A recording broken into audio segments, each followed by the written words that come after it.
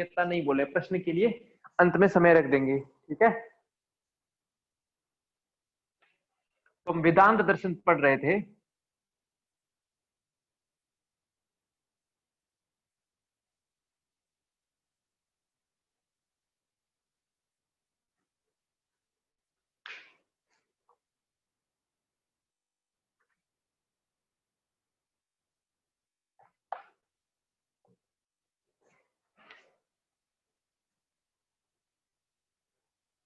उपनिषदों को आधार बनाकर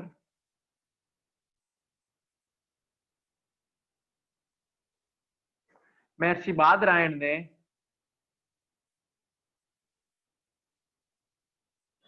जिन्हें महर्षि वेद व्यास और कृष्णद्वैपायन मुनि भी कहते हैं, ब्रह्म सूत्र की रचना की। ब्रह्म सूत्र की रचना की हम पढ़ चुके थे। 555 सूत्र है इसमें। कुल सूत्रों की संख्या कितनी है? 555 सूत्र है। 4 अध्याय हैं और प्रत्येक में 4-4 पाद है, ठीक है।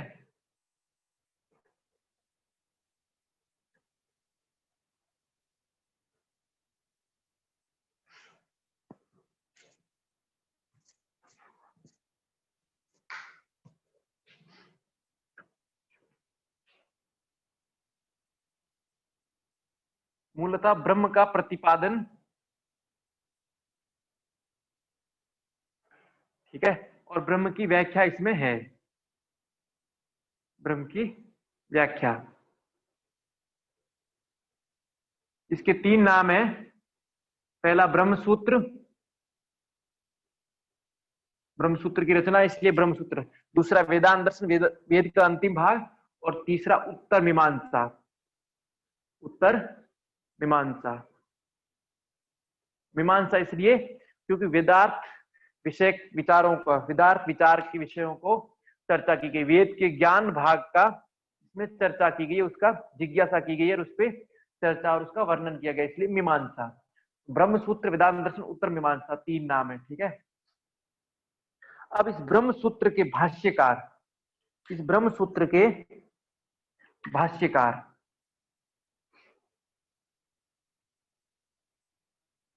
भाष्यकार जिन्होंने इनके अर्थों को शब्दों के हिसाब से व्युत्पत्ति के आधार पर रचना की, उनकी व्याख्याएं की, वो भाष्यकार। तो पहले भाष्य है इस ब्रह्म सूत्र का जो शारीरिक भाष्य किया,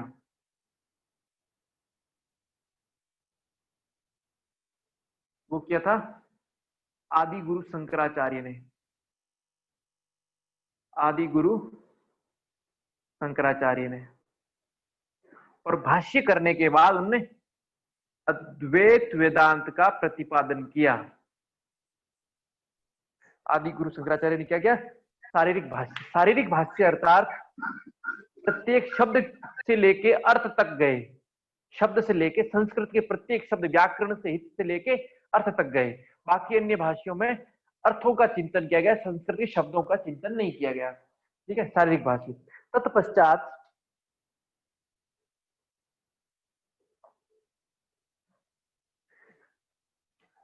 शारीरिक भाष्य आदि गुरु भास्कर ने भाष्य किया, वो कहलाता है भास्कर भाष्य,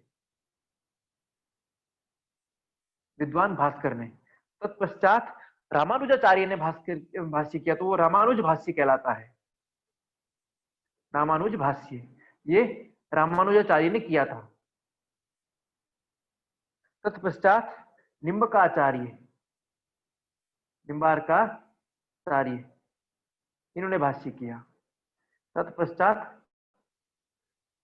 वल्लभाचार्य ने भाष्य किया। तत्पश्चात मध्वाचार्य ने भाष्य किया।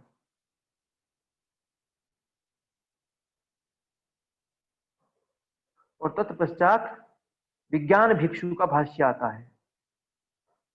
विज्ञान भिक्षु का भाष्य, इस प्रकार ये भाष्य आते हैं। तो आदि गुरु शंकराचार्य ने अद्वैत वेदांत का प्रतिपादन किया। रामानुजाचार्य ने विशिष्टाद्वैत का प्रतिपादन किया। विशिष्टाद्वैत का प्रतिपादन, निम्बकाचार्य ने द्वैताद्वैत का प्रतिपादन किया। द्वैता द्वैत वेद, ठीक है। शंकराचार्य का अद्वैत वेदांत, रामानुजाचार्य का विशिष्टाद्वैत, निम्बकाचार्य का द्वैताद्वैत, वल्लभाचार्य का शुद्धाद्वैत, शुद्ध अद्वैत, शुद्धाद्वैत, और मध्वाचार्य का द्वैतवाद। इस प्रकार ये वेदांत के अलग अलग प्रतिपादन किए। रामानुजाचार्य ने, आदिगुरु शंकराचार्य ने अद्वैत वेदांत, रामानुजाचार्य ने विशिष्ट द्वैत अद्वैत वेदांत का, ठीक है, विशिष्ट अद्वैत, इसलिए विशिष्ट अद्वैत। निम्बकाचार्य ने द्वैत और अद्वैत दोनों, वल्लभाचार्य ने शुद्ध अद्वैत और मध्वाचार्य ने द्वैतवाद। तो ये वेदांत पर भाष्य हैं या फिर वेदांत की अलग अलग शाखाएं हैं, ठीक है। मूल वेदांत अद्वैत वेदांत, विशिष्टाद्वैत, द्वैताद्वैत, शुद्ध अद्वैत और द्वैतवाद, ठीक है।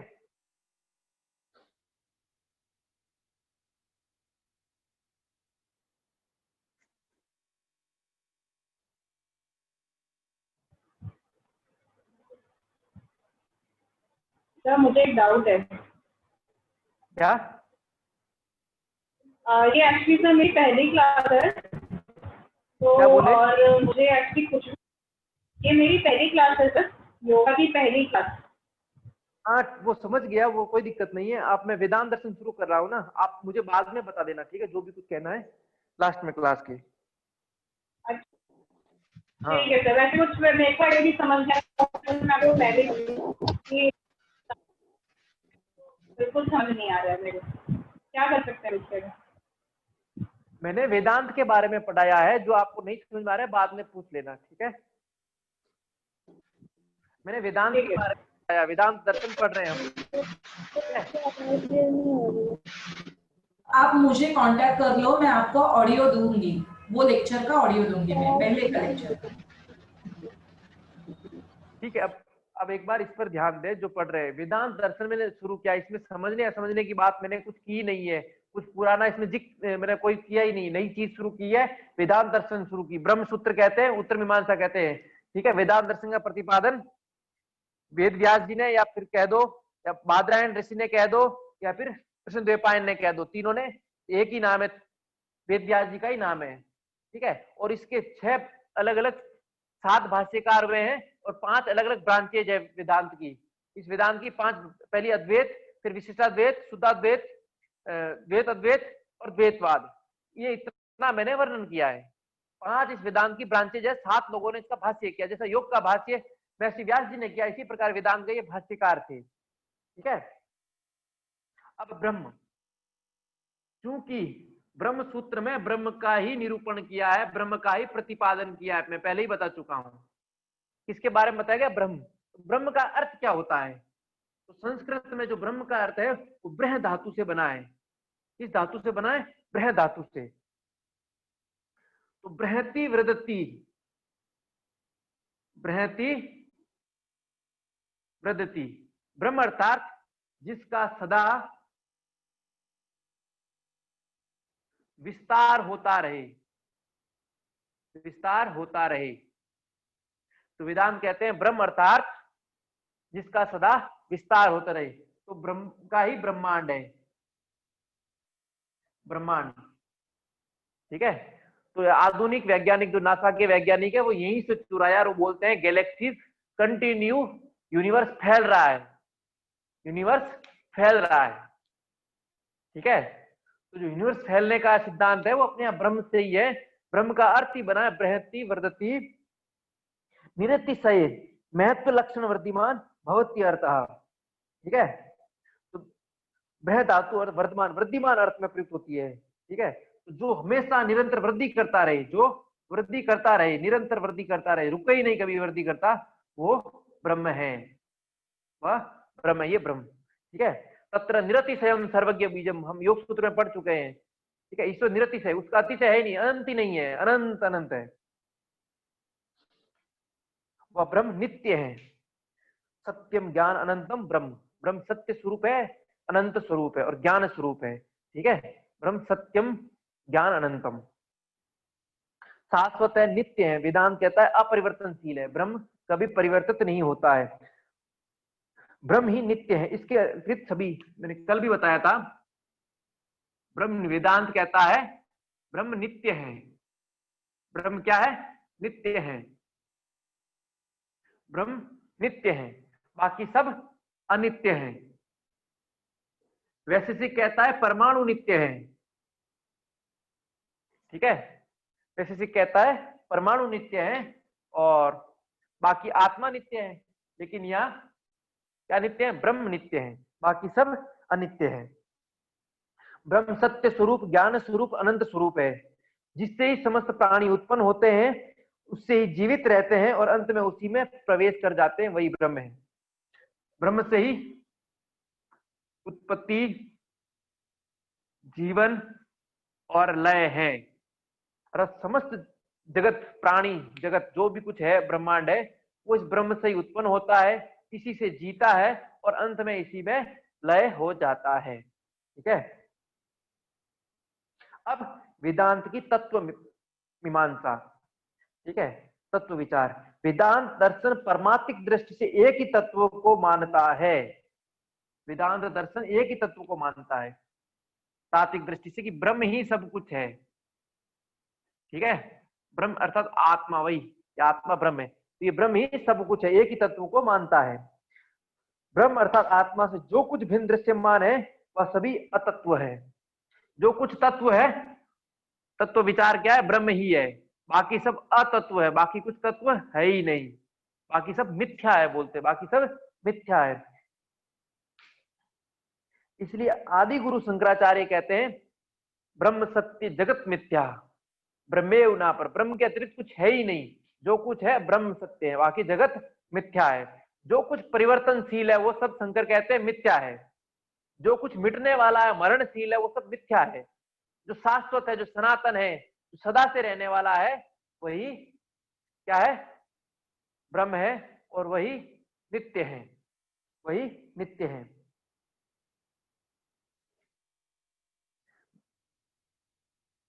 ब्रह्म या आत्मा से जो कुछ भिन्न दृश्यमान है वह सभी अतत्व या माया है। तो जगत को, प्रकृति को माया कहा है शंकर ने। जगत या प्रकृति को शंकर ने क्या कहा है? माया कहा है। अज्ञान, माया, अवस्तु या अतत्व एक ही है। ठीक है, अज्ञान, अविद्या, माया, अवस्तु या अतत्व, ये सब एक ही है। ठीक है, अविद्या भी माया है, अज्ञान भी माया है। माया, अवस्तु, अतत्व, जो तत्व नहीं वो भी, और अवस्तु जो वस्तु नहीं, वो सब की सब क्या है? माया है। तत्व ज्ञान के लिए अतत्व का ज्ञान अनिवार्य है। तत्व ज्ञान के लिए, इस ज्ञान के लिए इसका ज्ञान अनिवार्य है। जब तक ये नहीं पता चलेगा कि माया है तो हम तो सही ज्ञान अलग। इसीलिए ईशावासी उपनिषद कहता है विद्या और अविद्या दोनों जानो। इसलिए तत्व ज्ञान, विद्या को जानने के लिए अविद्या का भी ज्ञान आवश्यक है। वेदांत में व्यास जी भी कहते हैं, आदि गुरु शंकराचार्य कहते हैं, अब तीन सत्ताएं, तीन एग्जिस्टेंस पावर। आदि गुरु शंकराचार्य ने तीन सत्ताओं का, तीन एग्जिस्टेंस का वर्णन किया है। ब्रह्म की तीन सत्ता कह सकते हो, आत्मा या जीव की तीन सत्ता है। ठीक है, पारमार्थिक सत्ता,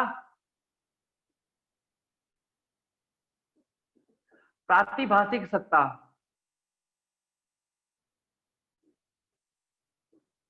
और व्यवहारिक सत्ता।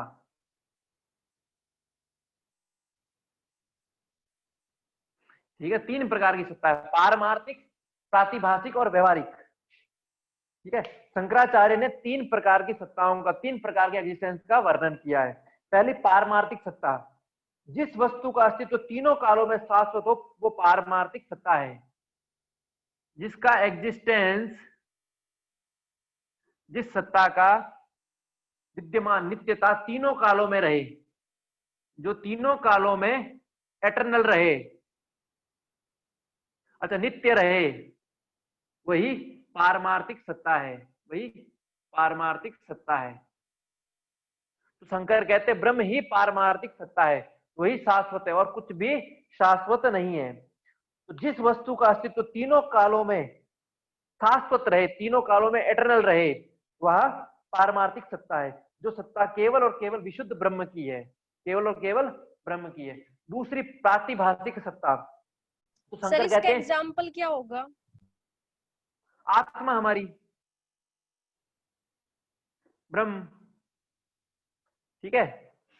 सत्य, जो कुछ सत्य है वो सब, जो कुछ ज्ञान है वो सब, ठीक है। तो वो पारमार्थिक है, परमार्थ, लास्ट, सर्वोच्च। आत्मा न जन्म लेती है ना मृत्यु, आत्मा सदा शाश्वत रहती है। ये शरीर छोड़ेगी, दूसरा शरीर ले लेगी, पहले भी थी, आज भी है, बाद में भी विद्यमान रहेगी, ठीक है। जो कभी नष्ट नहीं होती, वो सब पारमार्थिक सत्ता है। वो सब, ज्ञान नष्ट नहीं होता है, ज्ञान सदा रहता है, ज्ञान सदा रहता है। अब प्रातिभाषिक सत्ता, परम अर्थ वाली पारमार्थिक, प्रातिभाषिक, प्रातिभाषिक यानी आभास की सत्ता, वर्चुअल, वर्चुअल एग्जिस्टेंस।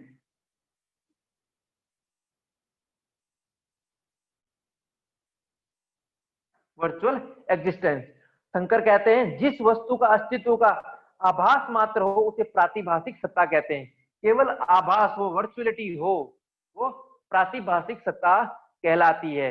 जैसे रस्सी में सर्प, रस्सी में क्या दिखना, सर्प। पौधे में भूत, पौधे में भूत, ठीक है। मृग मरीचिका, सड़क पर धूप में पानी। इसमें क्या हो रहा है, रस्सी में सांप दिख रहा है, रस्सी में सांप दिख रहा है। इसको अध्यास भी कहते हैं, एक चीज है नहीं, उस पर कुछ दूसरा आरोपित करना, दूसरा दिखना, ठीक है रस्सी लेकिन सांप दिखना, रस्सी पे अध्यास हो रहा है सर्प का। तो ये प्रातिभाषिक सत्ता है, आभास, वर्चुअलिटी, केवल आभास हो रहा है कि ऐसा है, वास्तव में है नहीं। ये जगत प्रातिभाषिक है। जो जगत हमें सत्य दिख रहा है कि ये सत्य है, वो सत्य नहीं है, क्योंकि वो नष्ट होने वाला है, वो मिटने वाला है, वो मिटने वाला है। जिसको हम भाई मानते हैं, जिसको हम बहन मानते हैं, जिसको मित्र मानते हैं, जिस वस्तु को हम अपनी मानते हैं, वो सब के सब जाने वाले, कुछ भी स्थिर नहीं है, कुछ भी सदा के लिए नहीं है। कब कौन नष्ट हो सकता है, कोई कुछ नहीं कह सकता है, ठीक है। तो ये प्रातिभाषिक सत्ता है, तो ये प्रातिभाषिक सत्ता है। तीसरी सत्ता, व्यवहारिक सत्ता, तीसरी दोनों सत्ताओं से भिन्न व्यवहारिक सत्ता, शंकर कहते हैं संसारिक अस्तित्व को व्यवहार के लिए सत्य मानते हैं, वह व्यवहारिक सत्ता कहलाती है। सांसारिक व्यवहार के लिए, प्रैक्टिकल जगत, प्रैक्टिकल एग्जिस्टेंस, ठीक है। अब ये व्यक्ति है, इसके लिए भाई भी है, बहन भी है। अब ये सत्य हैं, इस विशेष शरीर के, ये भाई है, बहन है, मित्र है, यहाँ कोई नहीं था, इस आत्मा का कोई नहीं था, ये शरीर सब नष्ट होने वाले, लेकिन विशिष्ट शरीर के लिए ये भाई है, ये बहन है, ये उसकी वस्तु है, उससे जुड़ी हुई वस्तु है, ये उसकी गाय है। ये व्यवहारिक सत्ता में सत्य है, अर्थात जगत में रहते हुए जगत की चीज से जुड़ी हुई, तो वो व्यवहारिक सत्ता कहलाती है। किसी की गाड़ी, ठीक है, कुबेर का पुष्पक विमान, तो कुबेर नामक शरीर और जीवात्मा सहित जीवात्मा उसका पुष्पक विमान, तो ये व्यवहारिक सत्ता है, ठीक है। मोहन की गाय, तो मोहन जीवात्मा, उसकी गाय, उससे संबंध जुड़ा हुआ है, तो ये व्यवहारिक सत्ता है। जगत में व्यवहार करने के लिए ये सत्य है, ये क्या है, जगत में व्यवहार करने के लिए। आत्मिक व्यवहार के लिए ये सब का सब प्रातिभाषिक है, आत्मिक व्यवहार के लिए सब का सब प्रातिभाषिक है, क्योंकि आत्मिक व्यवहार के लिए यही सत्ता है एकमात्र। बाकी जगत में रहते हुए, जगत में जो व्यवहार है वो व्यवहारिक सत्ता, जगत में रहते हुए जगत को सब कुछ मान लेना, इसको भूल जाना, प्रातिभाषिक सत्ता, ठीक है। प्रातिभाषिक सत्ता, ये तीन प्रकार की सत्ताएं हैं। अब इसमें एक विवर्तवाद आता है। क्या आता है? विवर्तवाद। जिस प्रकार सत्य कार्यवाद असत कार्यवाद था, इसी प्रकार विवर्तवाद।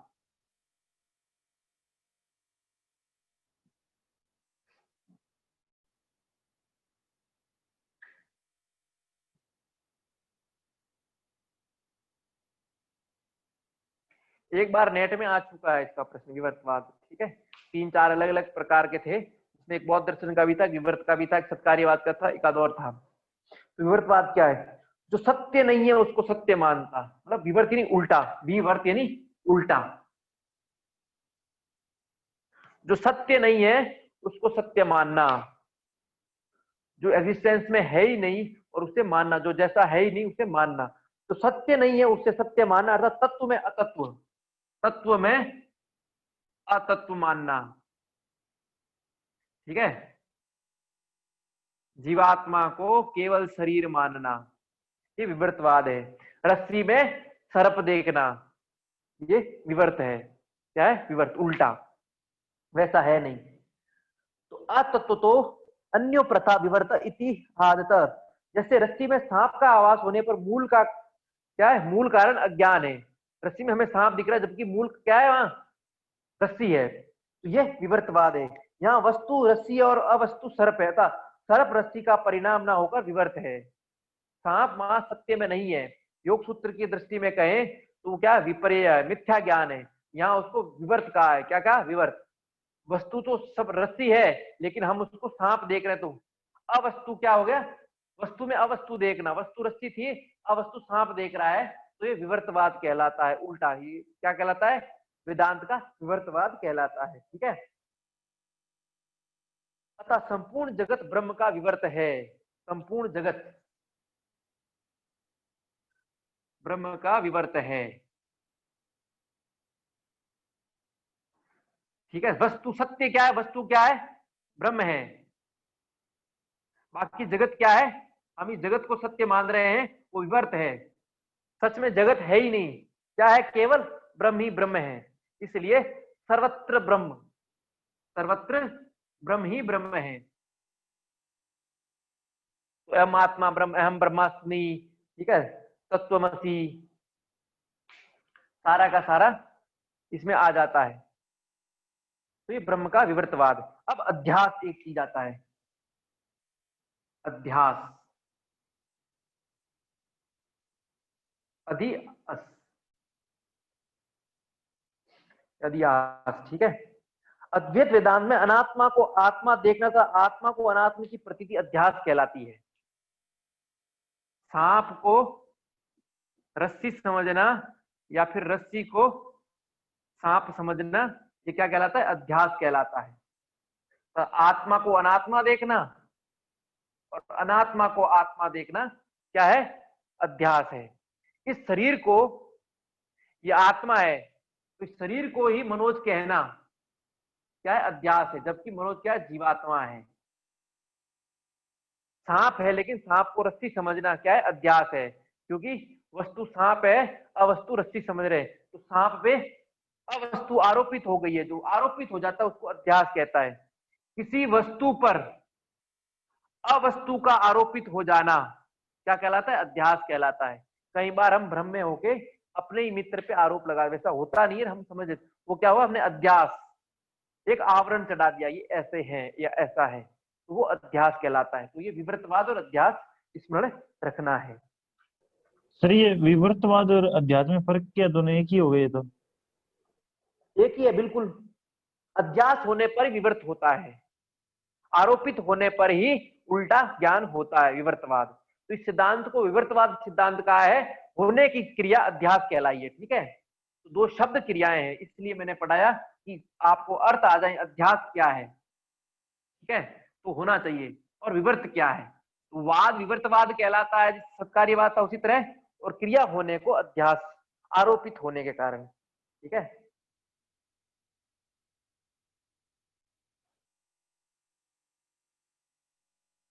अब वेदांत में आत्मा का स्वरूप।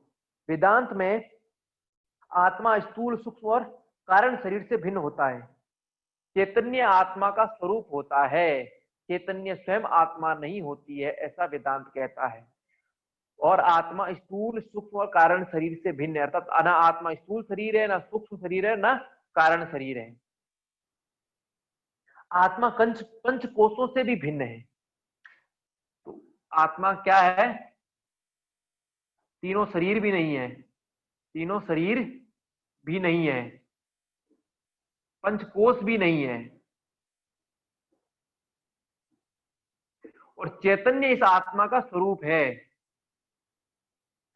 चैतन्य कॉन्शियसनेस इस आत्मा का स्वरूप है। आत्मा स्वयं नहीं है कॉन्शियसनेस, ठीक है। आत्मा 24 तत्वों का आधार है। आत्मा 24 तत्वों का आधार है। कौन से हैं 24 तत्व? Root of 24 elements. कौन से हैं? पंच ज्ञानेन्द्रिय, कर्म इंद्रिय, पंच संपूर्ण महाभूत, प्रकृति से लेके सारे के सारे, नारायण। ठीक है। हाँ हाँ, बस पुरुष के अलावा जितने तत्व है, तो सांख्य के अनुसार जो 25 तत्व है उसमें आत्मा को हटा के बाकी 24 तत्वों का आधार है, तो सांख्य का ही लिया गया इसमें। वेदांत दर्शन भी सांख्य के सत्कार्यवाद को मानता है और वो सत्कार्यवाद का वर्णन करता है। वेदांत भी कहता है प्रत्येक कार्य का कारण होता है, प्रत्येक कार्य का क्या कारण में निहित होता है। प्रत्येक कार्य कारण में निहित है, प्रत्येक एक्शन उसके कॉज में निहित है।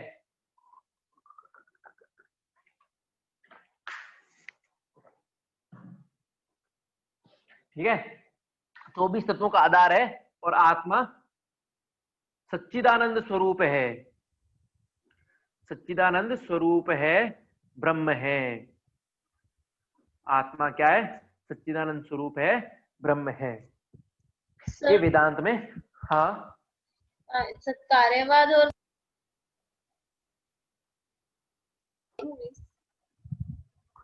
बोलो बोलो। सत्कार्यवाद और विवर्तवाद मतलब एक दूसरे के उल्टा है क्या ये दोनों? सत्कार्यवाद एक भिन्न वस्तु है, विवर्तवाद बिल्कुल भिन्न वस्तु है। सत्कार्यवाद कहता है प्रत्येक कार्य कारण में निहित है, ठीक है। जैसे तेल तिलों में निहित है, घड़ा मिट्टी में निहित है।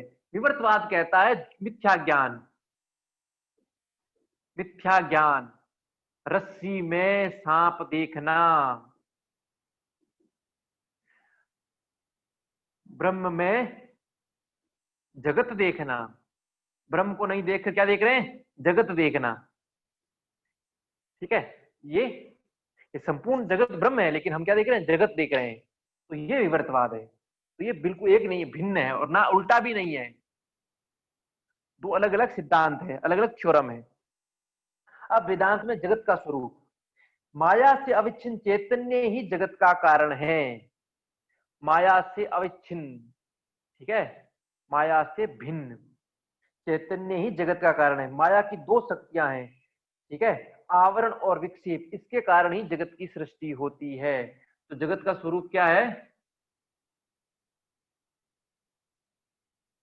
चैतन्य। चैतन्य और माया का संयोग होता है, एक रूप होता है, तब आवरण और विक्षेप रूप में जगत का निर्माण होता है। माया से तो चैतन्य ही जगत का कारण है। ये जगत का कारण कौन है? ये चैतन्य जगत का कारण है। माया जगत का कारण नहीं है। जगत का कारण कौन बता रहे? चैतन्य। चैतन्य ही जगत का कारण है। और माया की दो शक्तियां, आवरण और विक्षेप के कारण ही जगत की सृष्टि होती है। आवरण और विक्षेप। विक्षेप हुआ अर्थात क्या हुआ? त्रिगुणों में असंतुलन। आवरण यानी फैलना, ढकना, चारों ओर फैल जाना। तो ये इससे जगत हुआ है। तो ये माया की दो शक्तियां हैं, एक आवरण, फैल जाने की शक्ति, फैल जाने की शक्ति, और दूसरी विक्षेप, जैसी है तीनों बराबर थे उनमें विक्षेप हो गया, तो क्या विकृति रूप में उत्पन्न होना, भिन्न भिन्न रूप में आना जाना, विक्षेप। तो ये जगत का स्वरूप है। अब वेदांत में मुक्ति का स्वरूप, वेदांत के अनुसार अज्ञान से निवृत्ति ही मोक्ष है, मुक्ति है। वेदांत बोल रहा है अविद्या से मुक्ति, अज्ञान से मुक्ति ही, सॉरी, अज्ञान और अविद्या से निवृत्ति ही मुक्ति है। अज्ञान अथवा अविद्या से निवृत्ति ही मुक्ति या मोक्ष है। जीव स्वभाव से शुद्ध बुद्ध एवं मुक्त है। प्रत्येक जीव स्वभाव से शुद्ध बुद्ध और मुक्त है। शुद्धोऽसि बुद्धोऽसि निरंजनोऽसि। प्रत्येक जीव स्वभाव से शुद्ध बुद्ध और चैतन्य है, किंतु अविद्या रूपी आवरण के कारण वह अपने बद्ध अनुभव करता है। अविद्या रूपी माया के आवरण के कारण वो जीव अपने आप को बद्ध अनुभव करता है कि मैं मुक्त नहीं हूं, मैं बंधा हुआ हूं।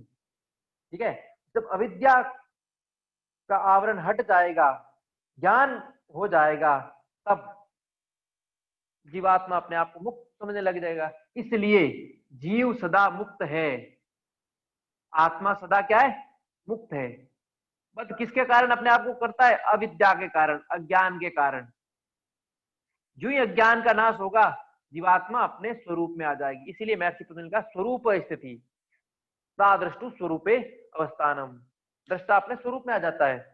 वो तो सदैव अपने उसी मुक्त रूप में रहता है, लेकिन अविद्या जो ही जुड़ी तो वो अपने आप को बद्ध अनुभव करता है। अविद्या का नाश हुआ, ज्ञान का नाश हुआ, तो वो अपने आप को मुक्त, और यही वास्तविक मुक्ति है, वेदांत कहता है। ठीक है, ये मुक्ति दो प्रकार की है, एक जीवन मुक्ति और एक विधेय मुक्ति। जीवन मुक्ति के बारे में वेदांत कहता है शरीर के रहते जो प्राप्त होती है वह जीवन मुक्ति है। शरीर के रहते मुक्त मिल जाए, व्यक्ति अपने आप को मुक्त अनुभव कर ले, वो जीवन मुक्ति है। दूसरा विधेय मुक्ति में कह रहे हैं देह त्याग के पश्चात जन्म मरण के बंधन से मुक्ति होना विधेय मुक्ति है। देह त्याग के पश्चात, देह का त्याग कर दिया, तत्पश्चात जन्म मरण से मुक्ति मिल गई, तो वो विधेय मुक्ति है। इसलिए दो प्रकार की मुक्ति है, जीवन मुक्ति और विधेय मुक्ति। ठीक है, इस प्रकार मुक्ति का स्वरूप आ गया। अब साधन चतुष्टय का वर्णन वेदांत में मिलता है।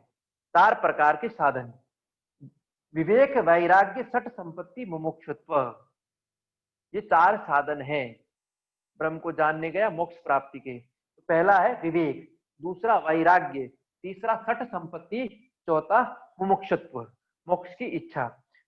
विवेक, नित्य अनित्य वस्तु विवेक, अर्थात नित्य और अनित्य में भेद करना ही विवेक कहलाता है।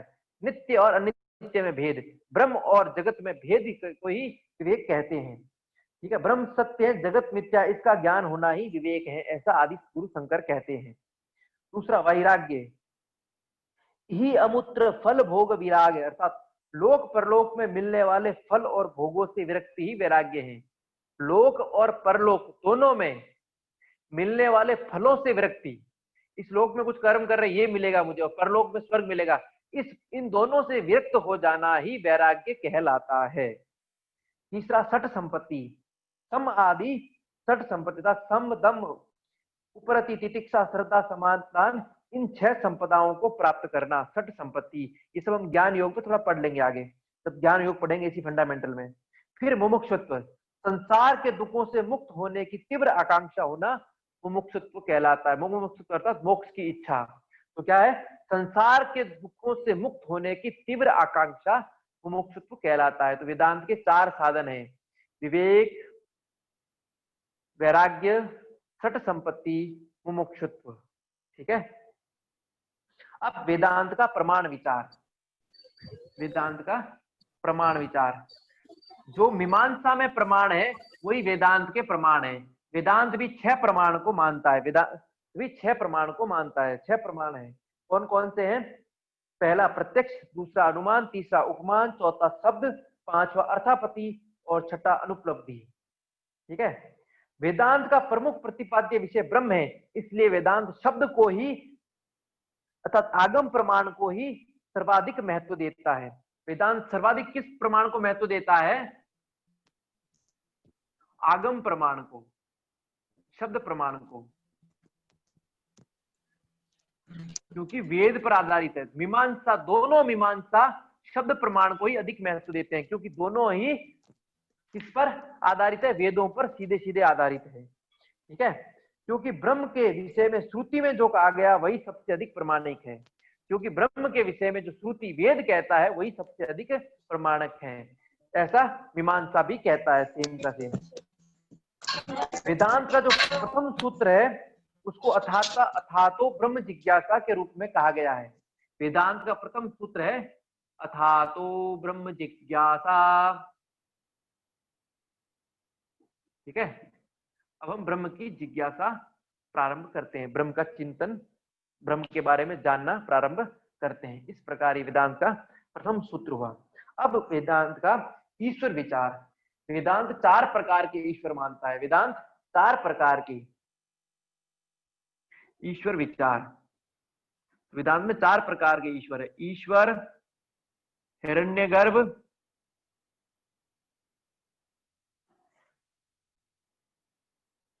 वैश्वानर और ब्रह्म। ईश्वर विचार में वेदांत 4 प्रकार के ईश्वर मानता है। पहला ईश्वर, जब तक माया कार्यान्वित नहीं होती है, जब तक माया नहीं जुड़ती है, माया का संबंध नहीं होता है, तब तक ईश्वर कहलाता है, तब तक पुरुष ईश्वर कहलाता है। जब माया इसके साथ जुड़ जाती है तब ये हिरण्यगर्भ कहलाता है, तब ये जगत की उत्पत्ति करता है।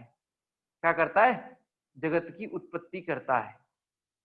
तो जगत की उत्पत्ति अपने यहाँ हिरण्यगर्भ से हुई है। किससे हुई है? हिरण्यगर्भ से। योग की उत्पत्ति भी हिरण्यगर्भ से मानी गई है, जिससे उत्पन्न होता है। तो जिस पुरुष के साथ माया जुड़ गई, प्रकृति जुड़ गई, वो हिरण्यगर्भ कहलाता है।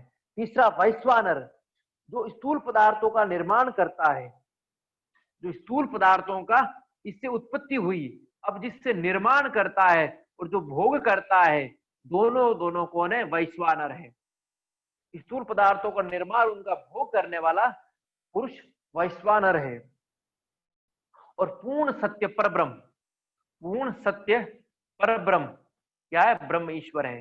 जब ये बोल जाता है कि मैं ब्रह्म हूं, वो स्थिति पुरुष की क्या है? ब्रह्म।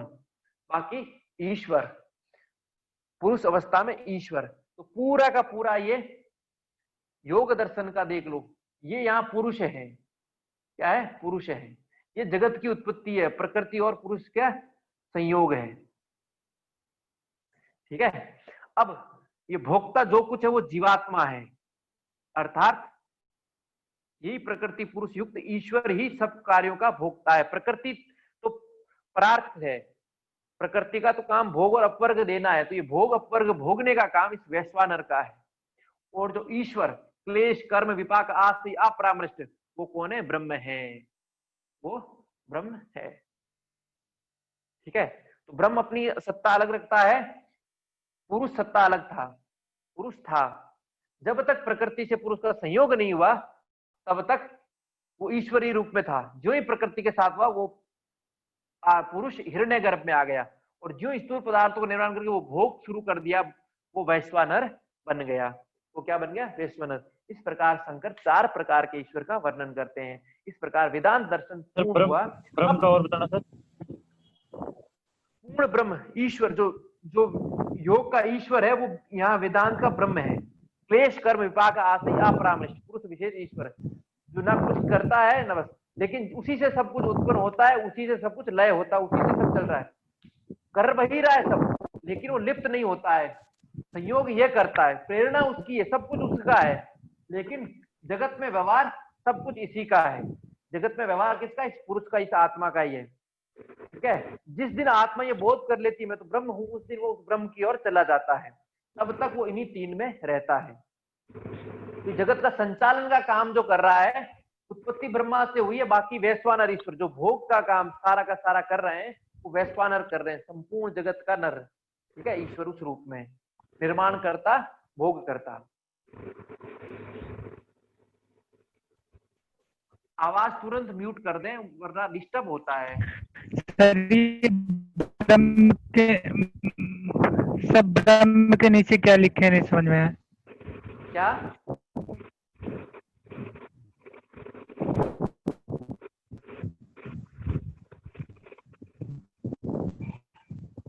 मुझे क्या बोले आप? ब्रह्म के क्या लिखे थे ब्रह्म के नीचे?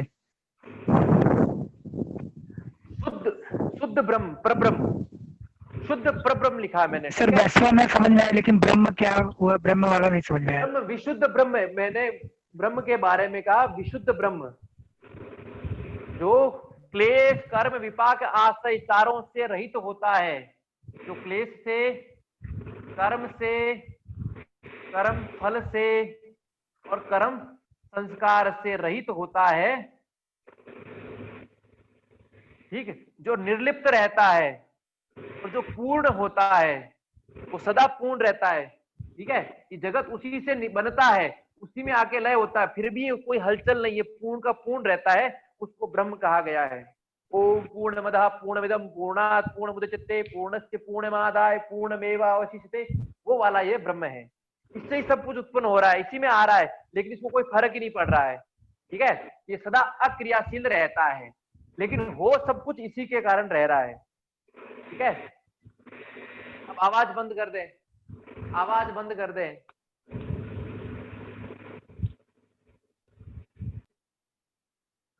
और कुछ पूछना? सर वेदांत के ये प्रमाण बताना एक बार। वेदांत के परमाणु प्रमाण प्रमाण है, ठीक है, 6 प्रमाण है। प्रत्यक्ष, अनुमान, उपमान, आगम, जो शब्द भी कहते हैं, अर्थापत्ति, अनुपलब्धि, ये 6 प्रमाण है, ठीक है। ये 6 प्रमाण है। नोट्स मिल जाएंगे, आप नोट्स के लिए उसको नोट डाउन करने के लिए मत करिए, समझ में नहीं आया वो पूछो बस, ठीक है। तो ये हो गया, इसमें और कुछ है तो बता दो, नहीं तो आगे कुछ शुरू करते हैं।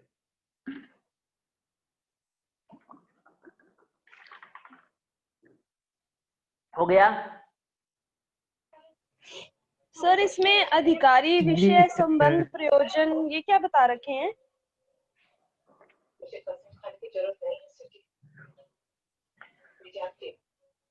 ये शास्त्र के लिए अनुबंध चतुष्टय है। इसको क्या कहते हैं? अनुबंध चतुष्टय, जो हमारे काम का नहीं है, ठीक है। अनुबंध चतुष्टय, या फिर एक दिन इसको बता दूंगा, अनुबंध चतुष्टय कहते हैं इसको। तो शास्त्र का अधिकारी कौन है, शास्त्र का प्रयोजन क्या है, शास्त्र का विषय क्या है, तो शास्त्र का अनुबंध चतुष्टय 4 प्रकार के अनुबंध होते हैं, उनका वर्णन होता है, ठीक है।